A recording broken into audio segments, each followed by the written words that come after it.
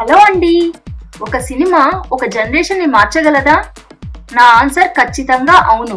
Pushpa, Pushpa 2 box office records, national awards, commercial గా అద్భుతమైన విజయం. కానీ ఒక ప్రశ్న, సినిమా వ్యాపారం మాత్రమే కాదు, అది ఒక మీడియా. గుడి, బడి, హాస్పిటల్ ఎలా సర్వీసెస్ సినిమా కూడా ఒక సర్వీస్. ఎంటర్టైన్మెంట్ మాత్రమే కాదు, ఇన్ఫోటైన్మెంట్ కూడా. ఇక్కడ ఒక హీరోని తప్పు పట్టడం నా ఉద్దేశం కాదు. స్మగ్లర్ పాత్రని హీరోగా చూపించడం ఒకటి డెసిషన్ కాదు, అది మొత్తం ఎకో సిస్టమ్ కే సమస్య. ప్రొడ్యూసర్ మైండ్ సెట్, ముందు ఫస్ట్ వీకెండ్ కలెక్షన్స్ చూద్దాం, సోషల్ మెసేజెస్ తర్వాత అంటారు.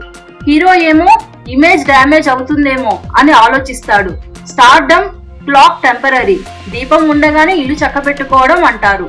డైరెక్టర్ ఏమో స్క్రిప్ట్ రాస్తాడు, హీరోకి పంపే లోపే రెడ్ పెన్ తీసుకొని ఈ సీన్ తీసేయండి, హీరో ఇమేజ్ కి సెట్ కాదు అని తానే సెన్సార్స్ చేసుకుంటాడు. ఆడియన్స్ తప్పు కాదు, మంచి కథ, మంచి స్క్రీన్ ప్లే ఉంటే ఏ జర్నల్ అయినా చూస్తారు. ఫిల్టరింగ్ అంతా ఆడియన్స్ దగ్గరికి వచ్చే లోపే అయిపోతుంది. అయితే మెసేజ్ ఓరియంటెడ్ సినిమాలు హిట్ కావా? అది కూడా నిజం కాదు. రుద్రవీణ కులం కంటే మనిషి గొప్ప అని చెప్పింది. స్వయం కృషి, గౌరవం వారసత్వంతో కాదు కష్టంతో వస్తుంది అని చెప్పింది. ఈనాడు, అల్లూరి సీతారామరాజు లాంటివి చాలానే ఉన్నాయి. కొత్త తరం సినిమాల్లో కూడా వేదం, రంగస్థలం, బలగం, వినోదంతో పాటు బలమైన సందేశాలు ఇచ్చాయి, హిట్ కూడా కొట్టాయి. ఒక డైలాగ్ కోట్ల మంది రిపీట్ చేస్తారు, ఒక హెయిర్ స్టైల్ లక్షల మంది కాపీ చేస్తారు, ఒక సిగరెట్ సీన్ ఎంతమంది ట్రై చేస్తారో ఎవరికి తెలుసు? అదే ఇన్ఫ్లుయెన్స్ అంటే.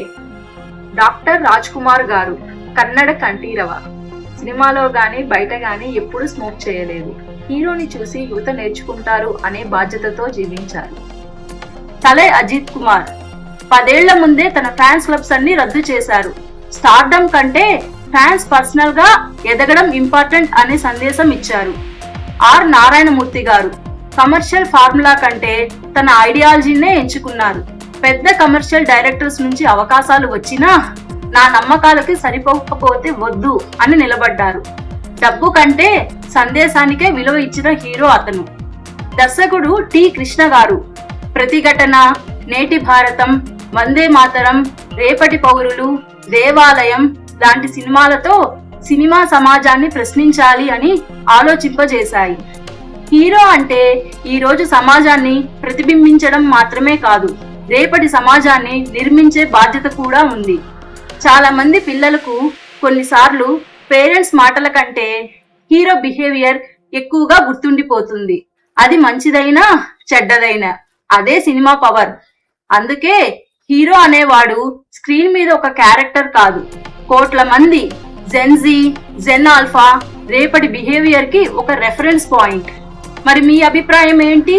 సినిమా కేవలం ఎంటర్టైన్మెంటా లేక సమాజాన్ని ప్రభావితం చేసే మీడియానా? కామెంట్స్ లో తెలపండి. జై హింద్.